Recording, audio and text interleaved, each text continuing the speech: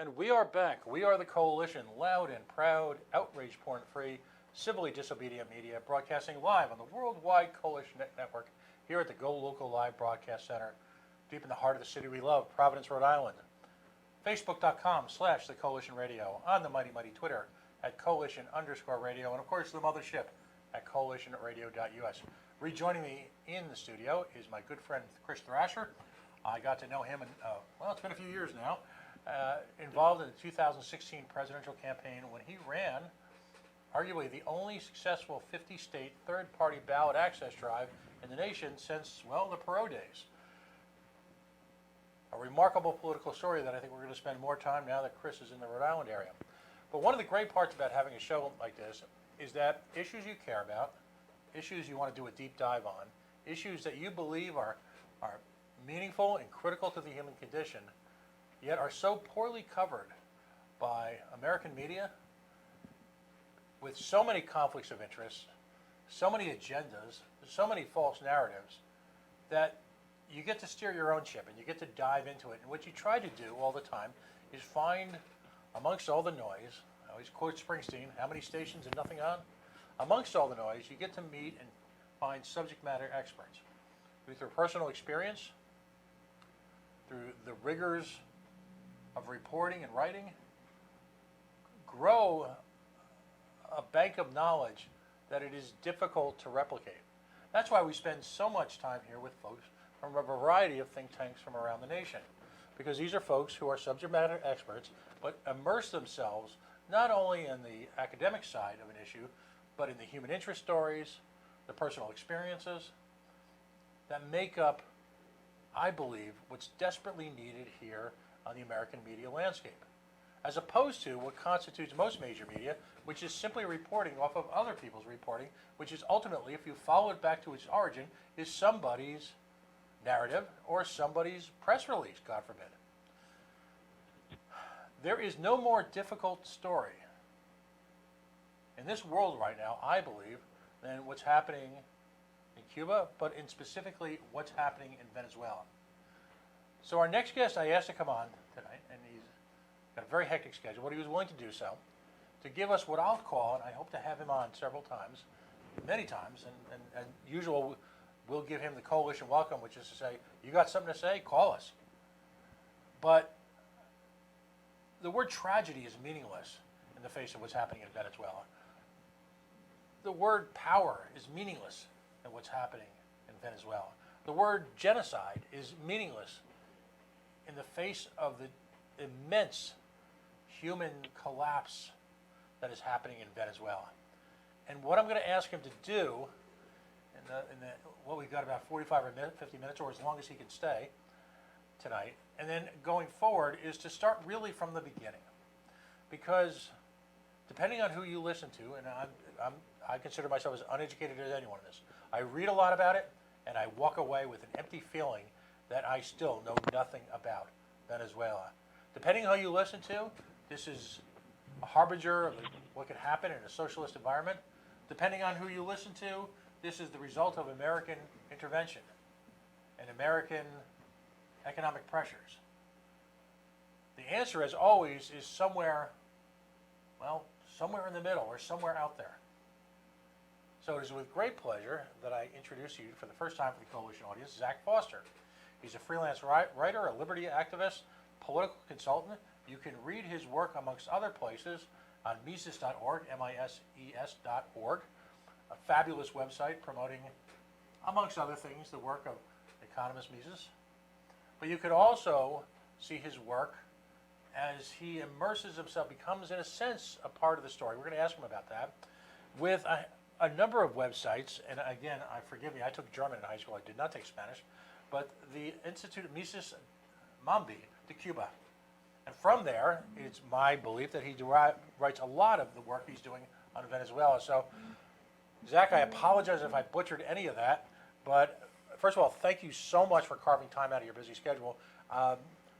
Let's start from the beginning. How did you get involved on such an organic level in what's happening in Latin America and Cuba? Well, for starters, thank you so much for having me on today. It's an honor to be able to discuss this stuff. And I originally got involved with Cuban and Venezuelan libertarians in 2017. The first group that I got involved with was Cuban libertarians, actually.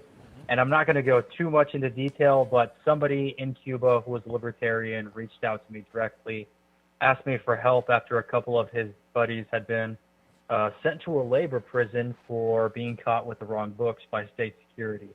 So that was the beginning of how I started getting involved in this little world of dissident politics behind the Iron Curtain and what's going on inside the Cuban opposition. And the more there were other American libertarians that I recruited to kind of help me out in this as volunteers. And the more that we started working with these libertarians in Cuba, the more repression they started receiving from the government. We're talking about people being arrested for any stupid reason, then being detained for 24 hours. They would get often beaten inside the police station. There was a particular meeting where they actually sent the counter-terror police with full riot gear to go break into the house that people were having a meeting in and drag them all out into the paddy wagon. It was pretty ridiculous. So the more we found out about the repression, and the more we learned about what kind of operations the Castro government is involved in around the world, that's when we found out that the Cuban government has invaded Venezuela, very much in the same sense that United States has invaded Iraq and other countries in the same sense.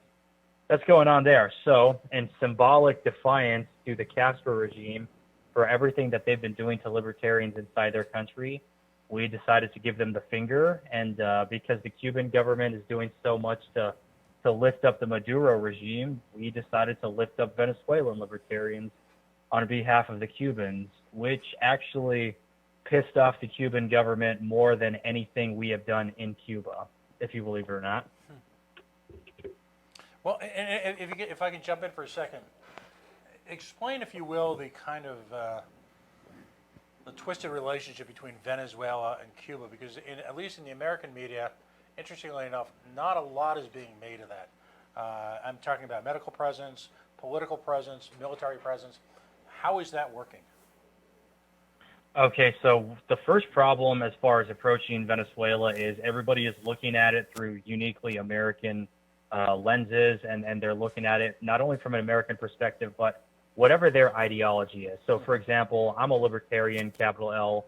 Inside of libertarian circles, everything from the Gary Johnson crowd to the Nick Sarwark crowd to the Mises people, the Ron Paul people, and then everybody who's a small L libertarian but not in the party, they're all very heavily anti-war. So the first instinct that we've gotten from a lot of libertarians is, wait a minute, you're helping an American coup? Why are you doing that? That's completely against libertarian values.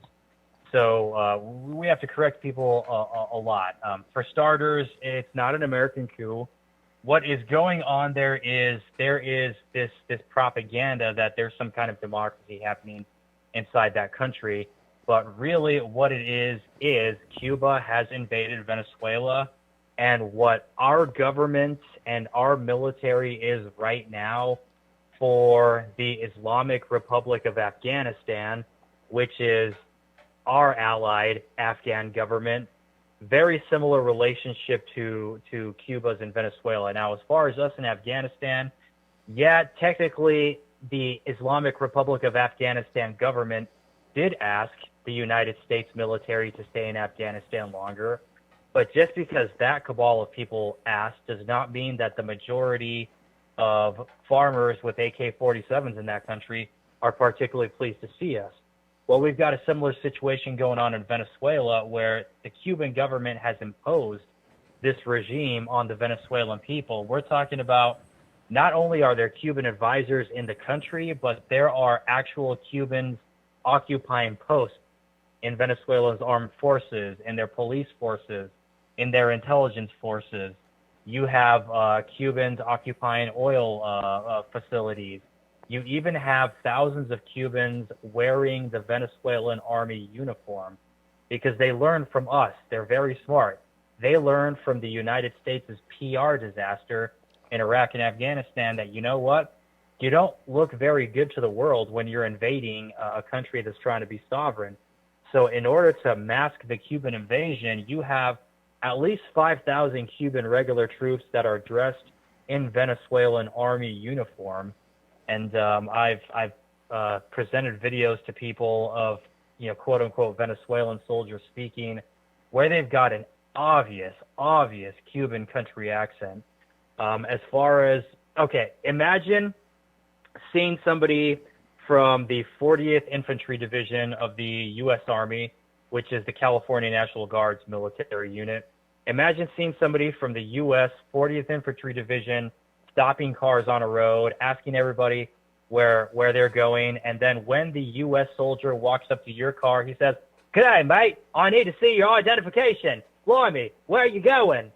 You're obviously going to know this dude's not American, but the cameras don't pick that up, and people who don't speak the language, somebody who's a recent immigrant from Mexico, they're not going to be able to pick up the accent difference because they don't speak the language. So the rest of the world, they have no idea that Cuba has taken over the Venezuelan government. Maduro's their puppet.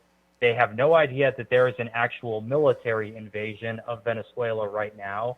And they have no idea that there is a war on libertarians that is being waged not only by the Cuban government, but by the Maduro government. Now in Cuba, they're just harassing and arresting and using petty acts of violence against our people. We're talking about beating people until they bleed, but that's about it. Whereas in Venezuela, they're straight up shooting people. A couple examples I can give, my buddy Daniel Barrios, who is a libertarian from Caracas, he was shot in the ribs in the 2014 protest just for being out there protesting. My friend Melanie, she is 20 years old. She is a nursing student, and she runs a little foundation down there to bring medicine and food to sick kids, babies in NICU, all the way to kids with cancer.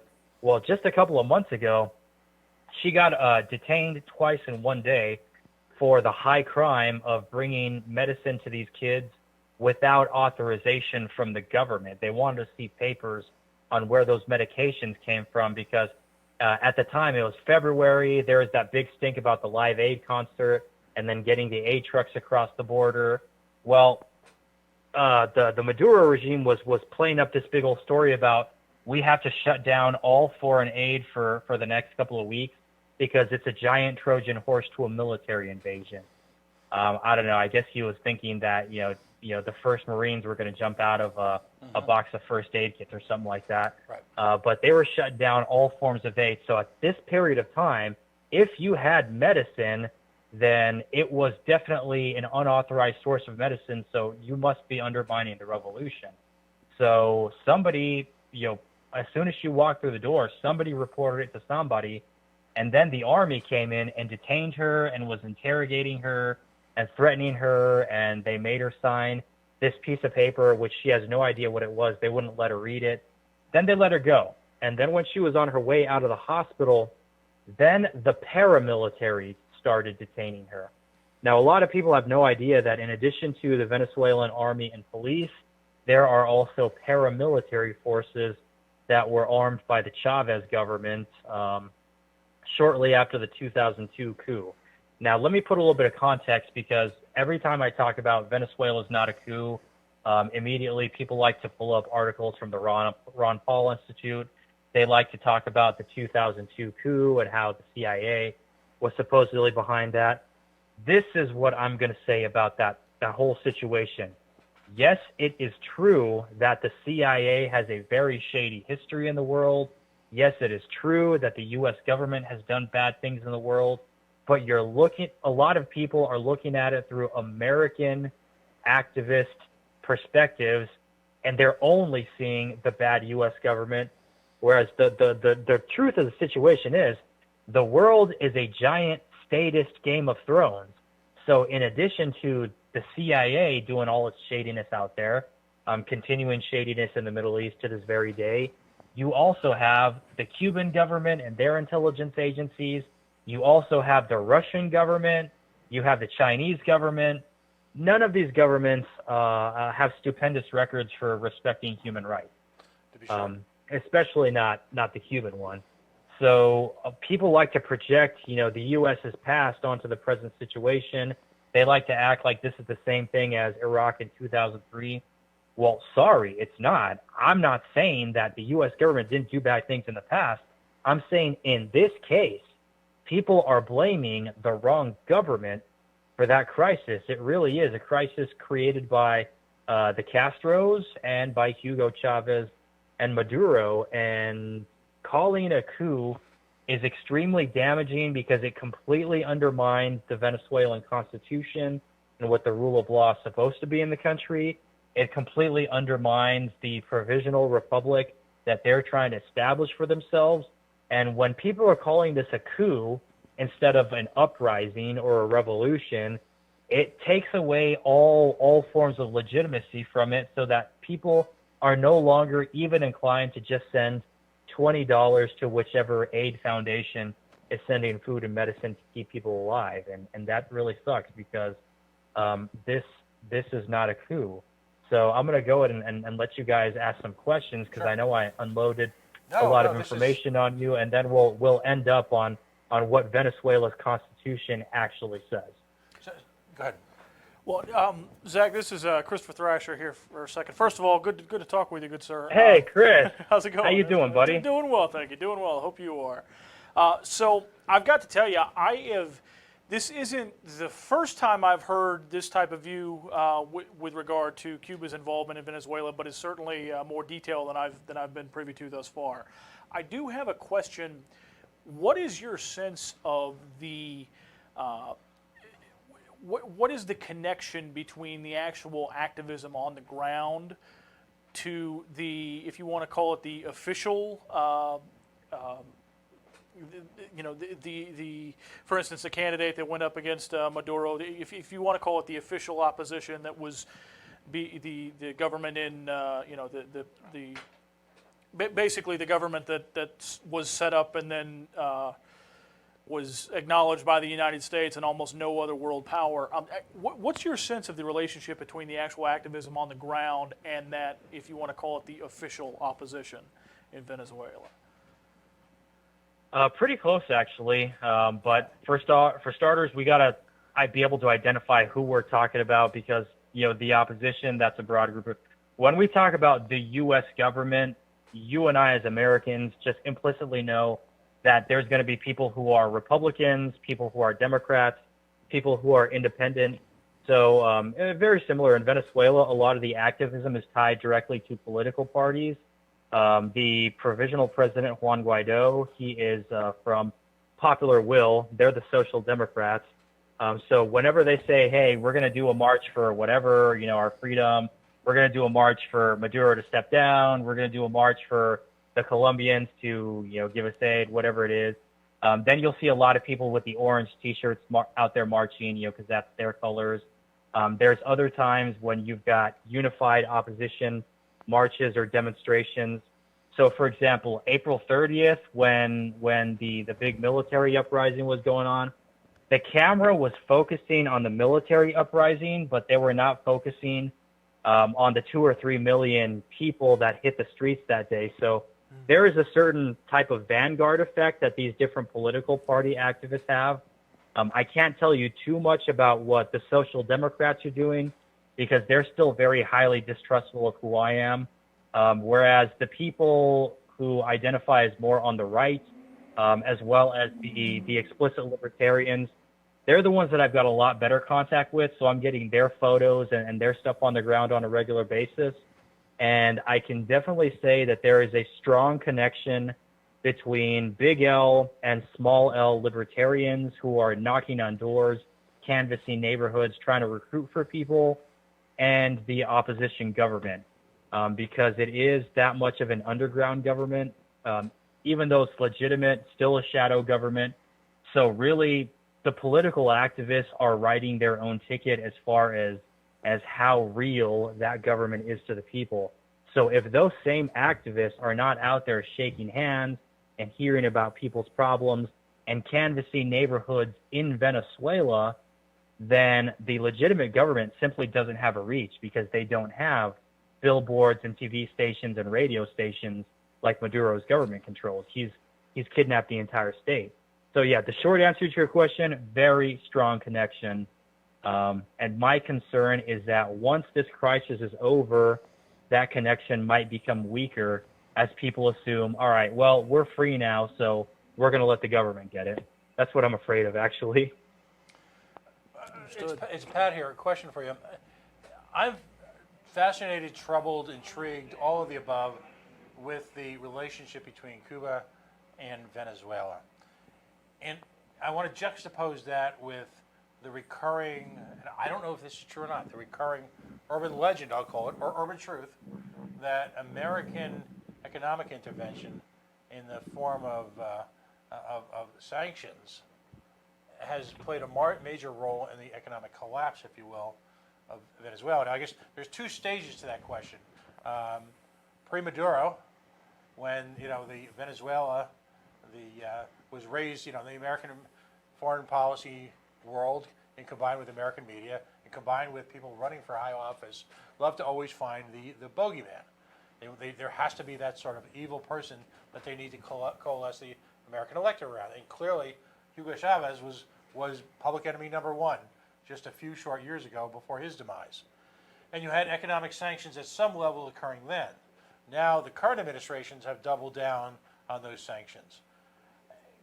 Long answer, long question, but did we effectively drive Venezuela into the arms of Cuba, or did Cuba make, and I'm using the term client state possibly incorrectly, did Cuba make Venezuela a client state all on its own? Fake news. Hugo Chavez was a dedicated Marxist from the very beginning. Mm-hmm. It's just that his behavior got increasingly aggressive throughout his public life. But back when he was just a random army officer, he was studying Karl Marx and Che Guevara's works, in the barracks with other people while they were planning on overthrowing their government. So what Venezuela is today is actually, it wasn't just Maduro screwing things up, which he has, but he was very much following the plan that was outlined by Hugo Chavez. Make no mistake about it, Chavez planned from the beginning to turn Venezuela into another Cuba. Now, a lot of people say that he was driven into Castro's arms by the 2002 coup. That is not true. He had a beautiful bromance blossoming with the Castros since shortly after he got arrested. A lot of people don't know this, but a lot of the different guerrilla movements that happened in South America in the 1960s and 1970s were actual foreign terrorist projects of the Cuban government. So the way people like to talk about the CIA's got groups in this country and the CIA's got death squads in this country, well, that's all true, but same dealio with the Cubans. They've got their own death squads. They've got their own terrorist organizations. All that stuff was the Castros. Now, the 2002 coup happened because during a big march, when the opposition party, realized that they've mobilized 800,000 people, if we march them to the front yard of his presidential palace, this is the only way that we're going to get the president to step down. By the way, just as a disclaimer, Latin American politics is really douchey. So even though I sympathize with the opposition, that's pretty much what they set out to do that day.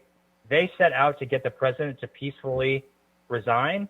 What he did in the 2002 incident is he was going to activate Plan Avila, which is like the Venezuelan government's Plan Valkyrie. Martial law, the government is justified in shooting at people. So once he declared that he's going to allow Plan Avila, that's when his generals said, no, that's insane.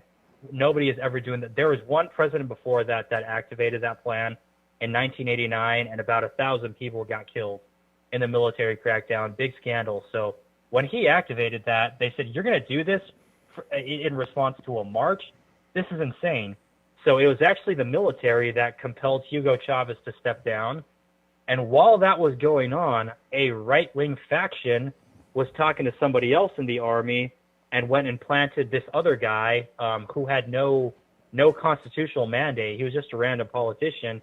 They planted him as the right-wing president and then started dissolving the National Assembly and dissolving the Supreme Court. So then once again, the army said, okay, you guys are insane. Just because we told him to step down, does not mean that you guys get to go, writing your own ticket. It doesn't work that way. So because the right-wingers kind of crapped the bed in that, they brought Hugo Chavez back. And from that moment, that's when he started arming the paramilitary groups. They're called colectivos, which means collectives. And any of think about bees, beehives, collective mentality. That's the mental image that they're going for. And it's a double entendre. And it's meant to confuse you because on one hand, the collectives are cooperative neighborhoods. If you're going to take a libertarian approach to socialism and say, you know what, if this entire zip code wants to opt out of the national plan and you want to try your own thing with the workers and the community councils running everything, that's cool. Except we would stop there. You guys are your own association, your own voluntary thing. Well, the Venezuelan government funded that. So you've got a situation where government funds are now being diverted to local Marxist projects. And then in order to defend these revolutionary neighborhoods, they also formed militias with military-grade weapons. So the Chavista paramilitaries, they have guns. The rest of the society doesn't. Now, as far as wrecking the economy, doing sanctions and stuff like that, the first United States sanctions that have actually done damage to the Venezuelan economy have gone active in the last 2 months.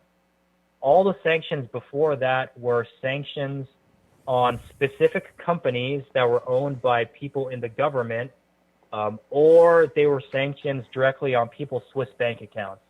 So, for example, about 5 months, the U.S. Treasury Department froze a Swiss bank account with about $800 million for one of Maduro's top generals. Well, that's definitely going to ruin his vacation with his mistress, but freezing his bank account with $800 million sitting in the United States, that doesn't affect Venezuela's economy, especially when 99% of their budget comes from oil money. Well, the first sanctions that actually started hitting their oil company did not go active until April 28th, 2019.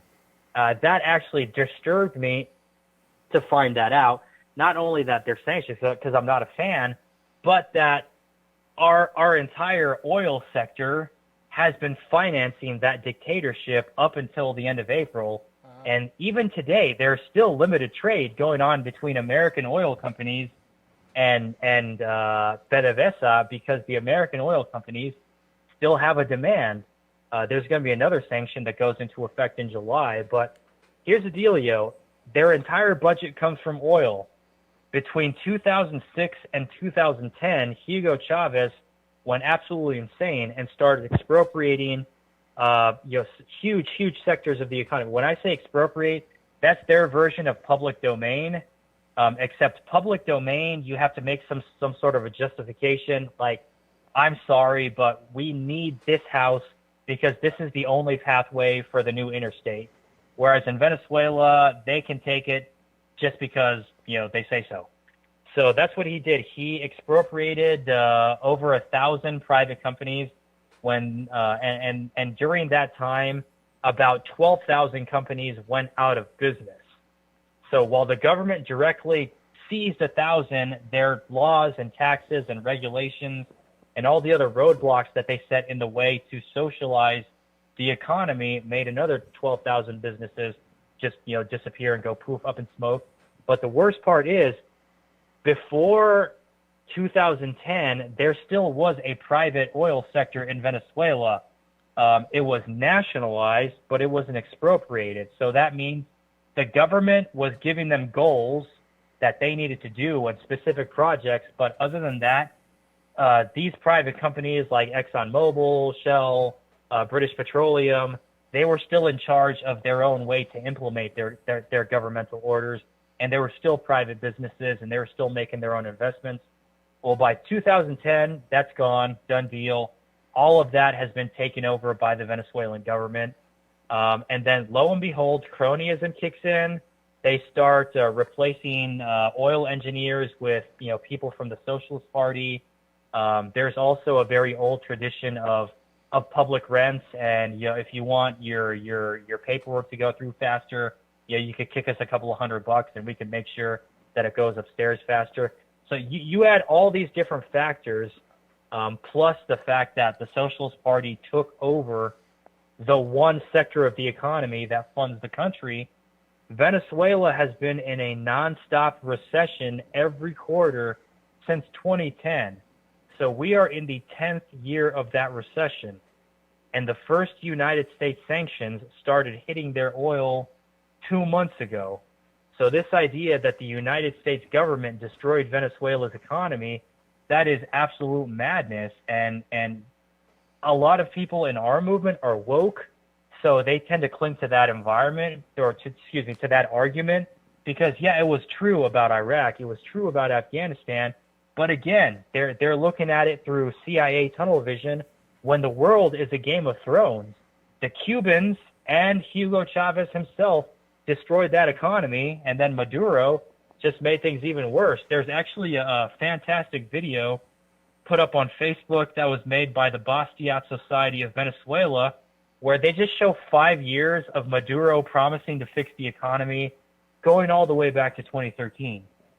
So again, this is not justifying a U.S. military adventure, but this is saying that all of this blaming the United States government for what actual Soviet-style Marxism has done, dude, it's the last chapter of Atlas Shrugged. Everything that we saw in the second half of Atlas Shrugged, first they're going to tell you it's for the people, it's for the good of the people, then the bureaucrats show up with guns, then you've got the entire industry shut down, and people are traveling by covered wagon, just like we saw in Atlas Shrugged. Same thing in Venezuela. I don't know why all of a sudden Austrian economics just stopped applying, and I think that's because people are getting CIA tunnel vision.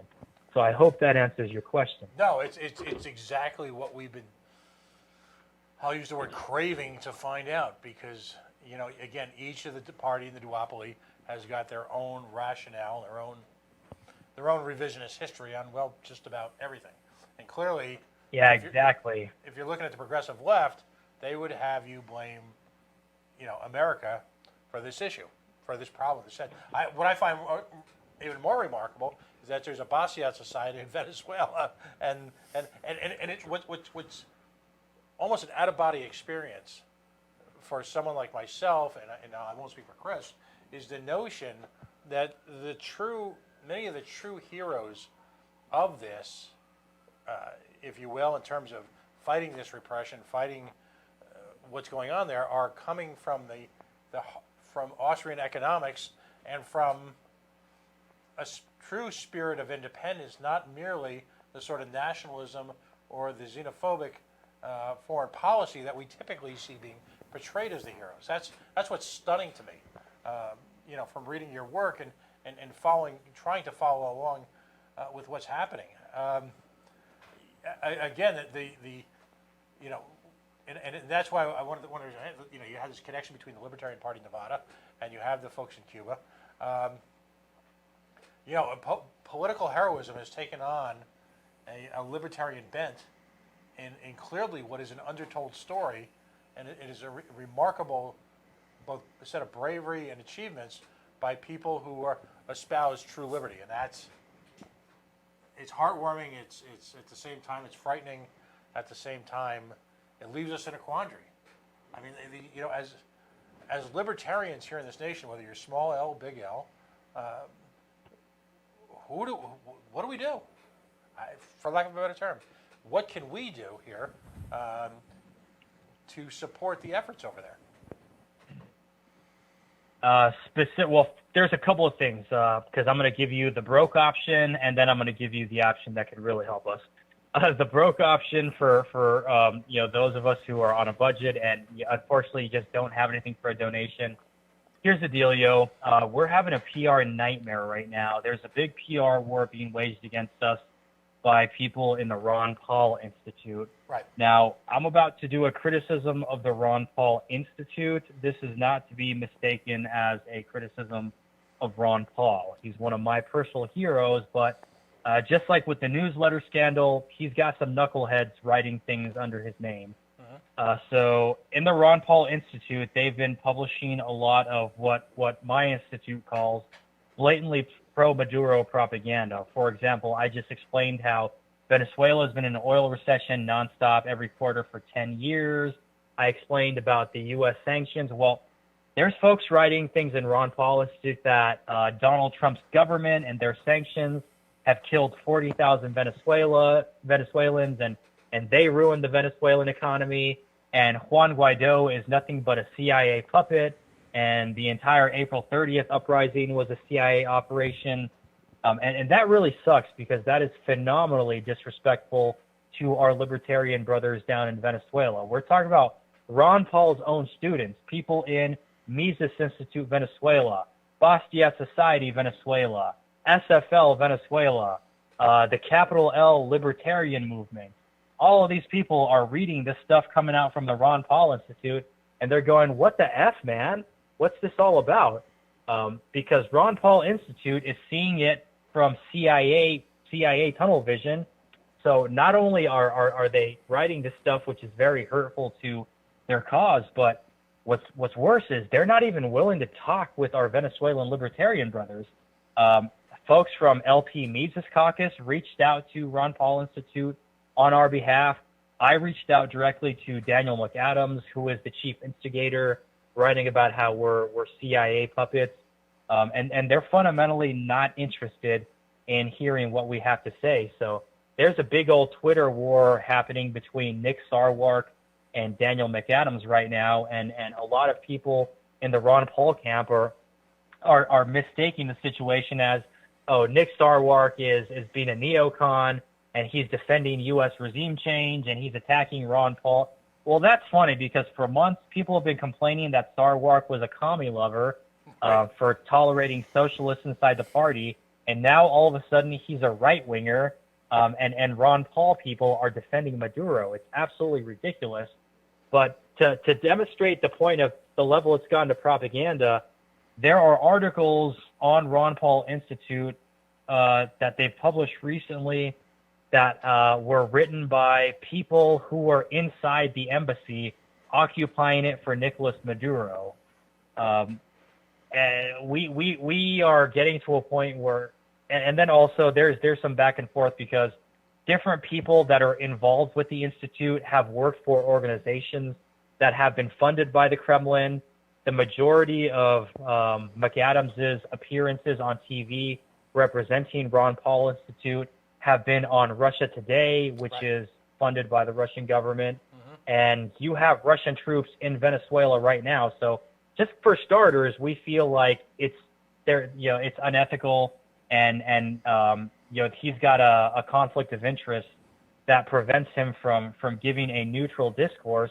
And given that conflict of interest, it's just it looks that much worse on his part that not only do you have these financial connections to the Russian government, but they're not even going to hear out Ron Paul's own students in Venezuela.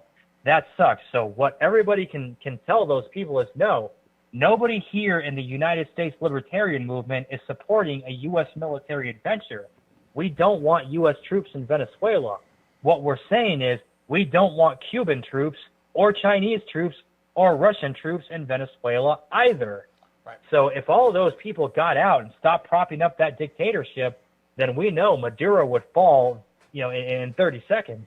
As a matter of fact, we know based on stuff that State Department has leaked that Maduro was actually heading for an airplane on April 30th. He thought that the jig was up and the Russians would not let him leave. Well, of course they wouldn't let him leave. They need him to stay in power to guarantee the billions of dollars that his government owes them, Right. and also the billions of dollars that his government owes to China, which they're afraid that all of that is going to disappear if his government disappears. So what we're saying is we want all the foreign troops out of Venezuela, not just the U.S. government. And we're not saying that the U.S. government should intervene in Venezuela. I'm saying we as individuals should be helping them out. So if we want to help them out with material support, you can make a donation to the Mises-Mambi Institute. Mises-Mambi Institute is Cuba's Mises Institute. The Mambis were their independence fighters, so it would be like calling it the Mises Minuteman Institute. if it were American. So it's a Cuban name, Mises-Mambi Institute. We are tax exempt. We got our recognition recently from the IRS. So any donations of more than $250, you can actually get that written off of your taxes. We'll send you that stuff in the mail. But there is a PayPal donation link that people can go to. Whether you have a PayPal account or not, doesn't matter. If you just have a credit card, it doesn't matter. Go to CubanLibertarians.org. CubanLibertarians.org. And that will take you straight to the PayPal donation page. There is another link for people who want to give cryptocurrency. That really helps us out too. You can go to our Institute's website. It's MISES-MAMBI.org. One more time. MISES-MAMBI.org. Mises-Mambi.org. And there is a donate page, and there's also a blog where you can check out not only news stories of what's happening behind the Iron Curtain in Cuba and Venezuela, but you can read what we have to say, our full response to the Ron Paul crowd, how we explain the Venezuelan Constitution. We explain the economic recession for the last 10 years. We explain that no, Guaido, the social democrat, is not a right-wing puppet of the CIA, and this is really an uprising by the Venezuelan people. So go to Mises-Mambi.org. Please give us a monetary donation, folks. Anything that you can do, because on one hand, that helps us directly fund activism inside of Cuba and Venezuela. In Cuba, we have monthly study sessions. As a matter of fact, at the last study session, they were studying in Havana out of the Spanish translation of Adam Kokesh's book, Freedom. And then in Venezuela, so we finance that stuff. And then in Venezuela, they recently had a justice forum where members of the local political party, Venta Venezuela. Venta Venezuela is that is basically Venezuela's version of what the Republican Party would be if Ron Paul got his way. Unfortunately, they're very tiny. But yet members of this group meet up with members of Mises Venezuela. They travel from Caracas to this frontier state, Portuguesa, to have this event. So Libertarian movement was present there. Venta Venezuela was present there. Mises Institute Venezuela was present there. They had a big old shindig. Dozens of people attended each one of those events. They recruited new people. They're making new libertarians in Venezuela. So we've got the training and the activism, but on the other hand, we've got emergency relief. And that's the most of what we've been spending on. As a matter of fact, I took a second job doing Uber Eats driving to finance the Mises-Mambi Institute because we're bleeding so much money in humanitarian. I work as a freelance writer. That pays my bills. I'm good to go. I got no wife, no kids. My bills are paid as a writer, but we've got this institute with these expenses. $30 can buy somebody medication to keep them alive for another week. Diabetic medication, heart medication. $20 can buy somebody a couple of days of food or a couple of days of water, which is a big deal. There's a chronic water shortage.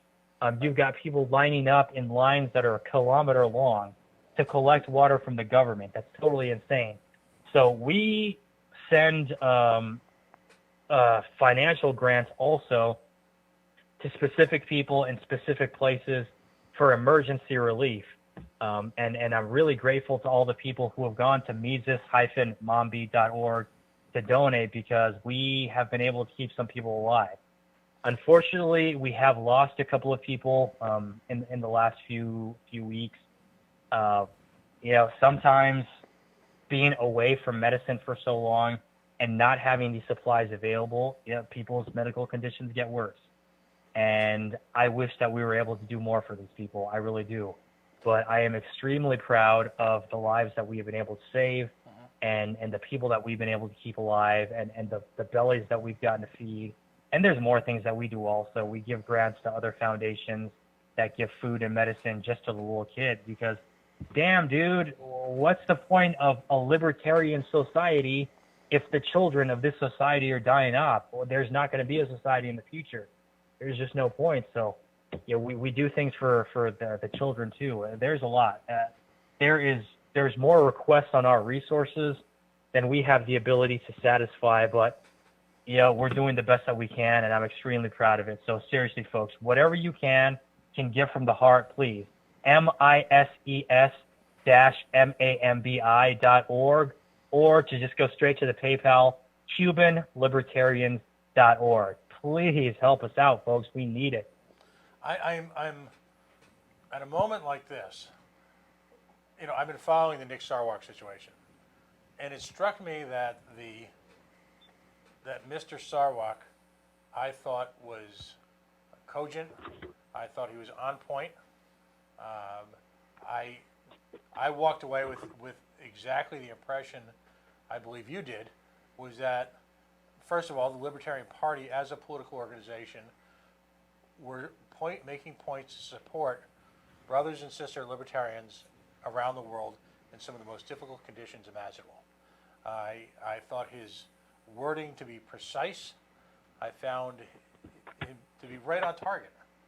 So and I'm not always, Chris can ascribe to this, I haven't always been his biggest fan, but as a political party who has resource challenged themselves to have taken the time and energy to discuss issues and promote solutions to issues from outside of our country, from which we, and I say this with the air quotes firmly in place, from which we will not derive any personal benefit potentially, politically, I found to be remarkable, and quite frankly, I'm proud of what they've said, particularly in light of what you discussed tonight. In fact, I'm hard-pressed to think of another political party in this nation, major political party. I know the Greens have made some efforts, but in terms of addressing political issues of freedom, and issues of economic crisis directly, I'm hard-pressed to find another example of a political party in this nation going in that direction. I'm so proud to be in the same organization as folks like yourselves and your organization and what you're doing down in Latin America, because libertarians, we have a tendency to sit around and argue about how many libertarians fit on the top of the pin of a needle, and we can spend hours, weeks, days, zero. months. We're all in hell. Right, exactly. But to mount any type of effort that we can internationally to to thwart what is essentially a societal collapse, the likes of which I don't think we've seen in a developed nation in my lifetime, particularly quote unquote, and again air quotes here, non-wartime, is to sit by and watch this happen. If you're a libertarian and you support personal freedom, is just a terrible abdication, I think, of your responsibility to help other libertarians. It's such a conflicting issue because it's horrible to watch, and I'm grateful because essentially you've given all of us an opportunity to actually get off our asses and do something. And it really doesn't sound like it takes a lot to make a huge difference in people who are fighting for the same thing we are in far more difficult circumstances on every single level. It really doesn't take much of a stretch, does it? In fact, it should be almost reflexive. We should be just doing it out of, out of just because there are compatriots. It shouldn't be. Well, yeah. You hit the nail on the head, and oh my God, I really agree with what you said. This has ultimately nothing to do with Sarwark.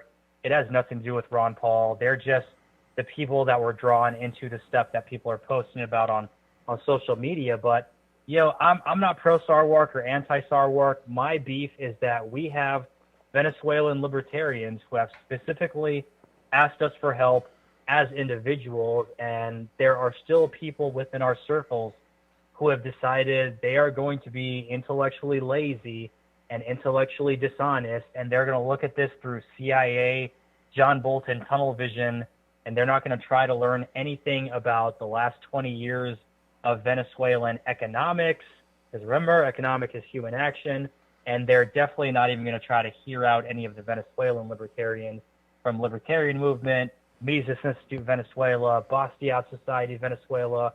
Oh, by the way, just a little preview of what's coming in the future.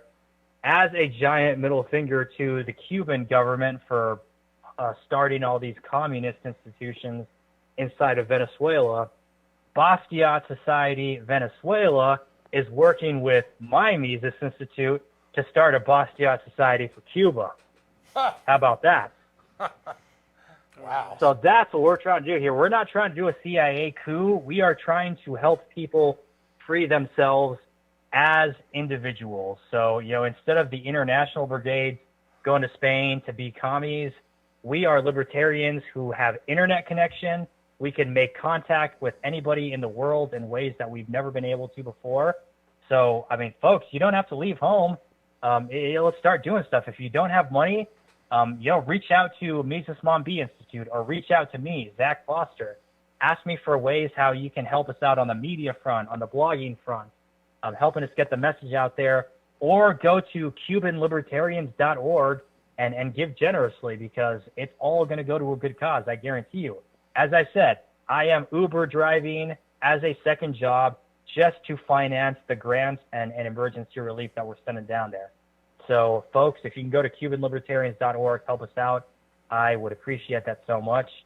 Gentlemen, thank you so much for the time and attention that you have given me and the cause of freedom for libertarians in Cuba and Venezuela. I have got to run to my next meeting. All right. Zach Foster, God bless you, lad.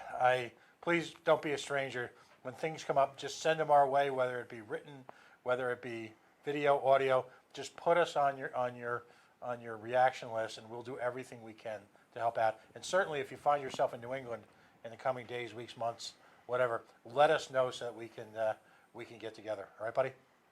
I expect to be in New England sometime in the next coming months, so I would love to get together, and I would love to be back on the show. You guys are great. All right. Great talking with you, Zach. Take care, good sir. All right. We'll publish all those. All right. Zach, listen, have a great May the force be with you. God bless you, lad. We'll be talking soon. Wow. That was, I don't know if that's quite what I expected or not. I think that just blew me away. Well, it goes to what we were talking in the first hour, how the narratives that are promoted by the media or whichever lens the information is being filtered through, it's so far removed from what's actually taking place on the ground. That's a perfect example right there. Yeah. Certainly, I learned some information today that I had not heard before, and I think it's very interesting how, again, the reality of what's actually taking place on the ground is a completely different reality from what's being presented in the media narrative. And I think what's so awesome to see is that this is a perfect example where promoting freedom really does make a difference on the ground in individuals' lives, and it's certainly a tough road they've got there in Cuba and Venezuela, but it's awesome to see Zach and his organization's work for sure. Well, that's why we do Intermedia here. I got to take a moment to thank our sponsors, the fine folks at Beacon Shipping and Logistics. Listen, one of the reasons why we put them on to sponsor our Libertarian Hour, if you will, is that people from around the country have vehicle transportation needs. And folks, if you're looking for a organization that ships nationally and internationally, works with large chains of automobile dealers, as well as the individual, whether you're shipping that car you bought off of eBay or you're sending your kid to college, they can help you at beaconshippingandlogistics.com, 1-855-3-SHIP-IT. Of course, the fine folks at Yacht Club, yachtclubbottlingworks.com, been with us since nearly the beginning. John Zavato and his family delivering boutique soda here in Rhode Island before we even knew we needed boutique soda. I think they're, 104 years old, despite the best efforts of the Rhode Island state government. And of course, Air Sciences, Darrell Gould. If you look just a link or two down on our Facebook page, you'll see we spoke for an hour about a brewing scandal, or I should say a scandal that's overcooked, but now being delivered to the media through citizen activism. airsciences.net. Mold remediation, biohazards. Folks, reach out to Air Sciences. They do have special pricing and some free service available to people whose immune systems might have been compromised. Without those sponsors, this show simply would not exist. If you're interested in sponsoring, please reach out to me at pford@coalitionradio.us or through the Facebook page. We are the Coalition, loud and proud, outrage porn free, civilly disobedient media, broadcasting live on the worldwide Coalition Media Network here at the Go Local Live Broadcast Center. deep, deep, deep in the heart of the city we love, Providence, Rhode Island, the naked city, the city of, well, about 365,000 stories. We told a couple of compelling ones, both nationally, locally, and internationally tonight. Facebook.com/The Coalition Radio, on the mighty, mighty Twitter, at Coalition_radio, and of course the mothership, coalitionradio.us. We're heartened by the explosion in likes and follows we've gotten in the past few weeks. If you're listening to us for the first time, please take a moment out to do that. It gives us the opportunity as a self-financed organization to amplify our message, to kind of dive through the murk and the white noise of what passes for news reporting these days. I think if you look at the overall subjects that we discussed tonight, they are not typical of any programming that you'll see, at least in this part of southern New England. Folks, we'll be back next week. And for all of you who take the time to listen to us now or during the week, we know you have many options, and we thank you for making us one of yours. Have a great night.